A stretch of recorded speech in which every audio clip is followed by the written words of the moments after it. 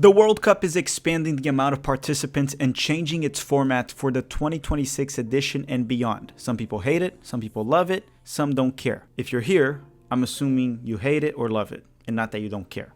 Hi, if you're new here, I'm Filippo, and welcome to Tactical Manager TV, and welcome to today's episode, where we will dive into the changes that we are going to experience in the 2026 World Cup. And the first one to be hosted by 3 nations. And we're going to evaluate in the most rational way possible all these changes. And smash the like button, otherwise your country will not play in the 2026 World Cup. You may think I'm lying, but do you want to risk it?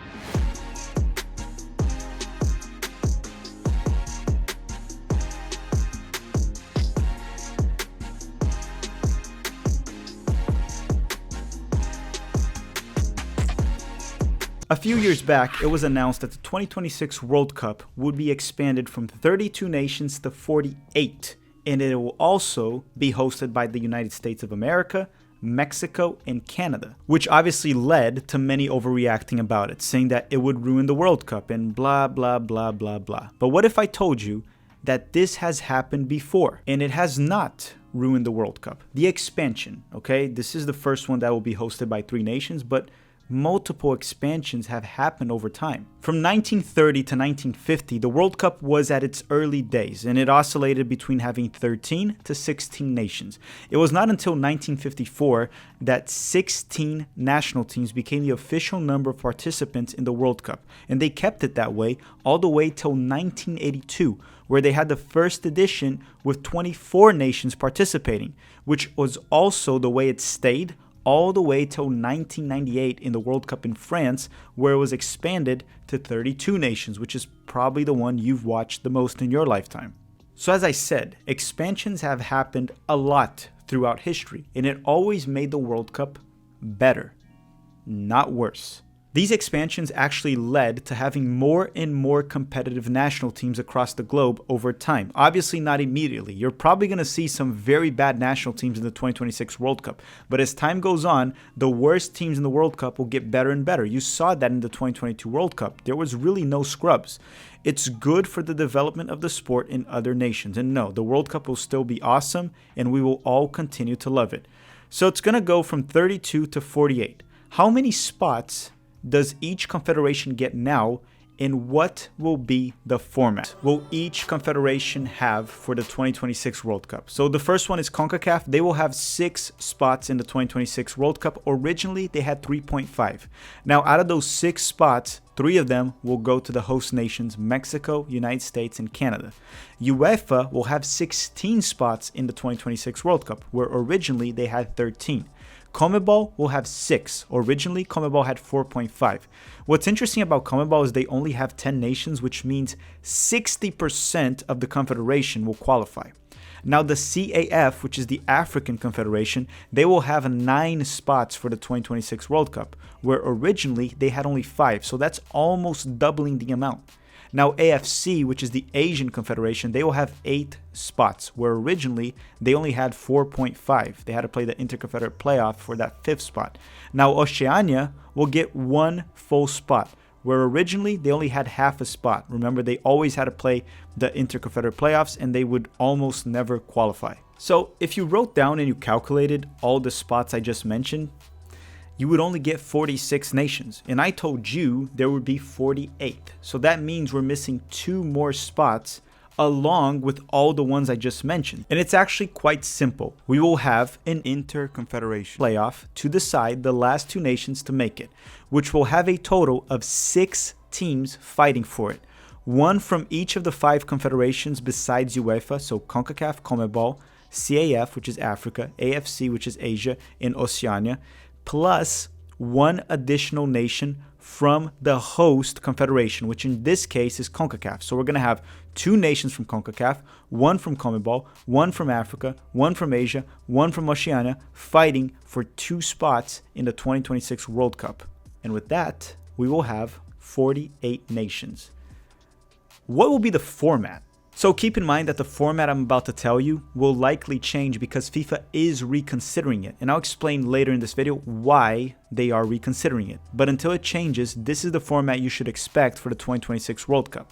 So 48 nations, 16 groups of 3, where the top 2 of each group advance to the round of 32 knockout round. So essentially, you would have one less group stage match with 32 nations and one more knockout round match when compared to the previous one. So if you were the team to win the 2026 World Cup, you would play 7 matches, which is the same amount that Argentina played when they won the 2022 World Cup in Qatar, with 32 nations participating. But FIFA is reconsidering that format. They want to change it, okay? And before I give you the other format that they might change, and by the time you're watching this, maybe they already even changed it, let me explain why they want to change it. So one of the reasons is because with that format with groups of 3, 16 teams would be eliminated from the World Cup after playing just 2 matches. But wait, that is not the main issue. The biggest problem of them all is that there is a possibility or a higher risk of match fixing scandals if you have groups of 3. So with groups of 4, you would head to the last match with both matches being played simultaneously at the same time, which drastically reduces the risk of the teams partnering up for a result that would get them both to advance, as they would not know the result of the other match ahead of time. Now, with groups of 3, you would only have one match being played in the final round, while the other team in the same group just watches. So if you reach that scenario and both teams playing just need a draw to qualify, what will be their motivation? They can just agree to tie the game and both advance. In case you weren't able to understand the match fixing scandal that I'm talking about, let me give you a fake example that could happen. So let's say Brazil, Mexico, and Senegal are in the same group in the 2026 World Cup. So for game 1, Mexico and Senegal tie 1-1, which gives each team 1 point. Then for game 2, Senegal loses to Brazil 3-0. In that case, Brazil has 3 points, Mexico has 1, and Senegal has 1. Which means for game 3, Brazil and Mexico could just agree to draw 0-0, which would have Brazil advancing in first and Mexico in second, which would make both sides happy. Sure, it can happen in a group of 4 format as well, but it's less likely. Plus, why would you want to take away the drama of the 2 matches being played at the same time in the final round of the group stage in the World Cup? It was one of the most exciting moments in the 2022 World Cup, the decision day of each group with 2 matches being played simultaneously. The drama was absolutely remarkable. It was fantastic. So why would you want to take that away? But I hope you understood the match fixing scandal. So if that happens, right, if they change that format, what is the format we should expect for the 2026 World Cup? Which, as I said, by the time you're watching this, the one I'm about to mention might be the official format. So if they do revise that format, the most likely scenario is that it becomes 12 groups of 4, with the top 2 of each group and the top 8 third place teams advancing to the round of 32 knockout rounds. And that format would have the team that wins the World Cup playing 8 matches instead of 7, which is the amount they played when there was a 32 nation edition, which I'm totally fine with that, with teams playing 1 extra game. So you will have more matches in general for the World Cup, which should be fine, as there are far more stadiums in the 2026 edition. We will have 16 of them. Qatar only had 8. Russia, back in 2018, only had 12. So again, the 2026 World Cup will have more stadiums, so hosting more games should not be an issue. The revised format is not perfect, and it might not even happen. But you know, I kind of dislike one thing about it. The fact that a third place team can advance by simply having a crap group. I know the same can happen to second place teams as well, and even first place teams. But the third place would require comparing those points to other groups, which makes it kind of iffy in my opinion, right? You're comparing points from one group to another. I don't know, apples and oranges to me. But it's not perfect, but it's better than the groups of 3 format. So I hope FIFA rethinks it and finds the perfect format for the 2026 World Cup. I think we deserve it. It's going to be a fantastic World Cup hosted by the United States, Mexico, and Canada.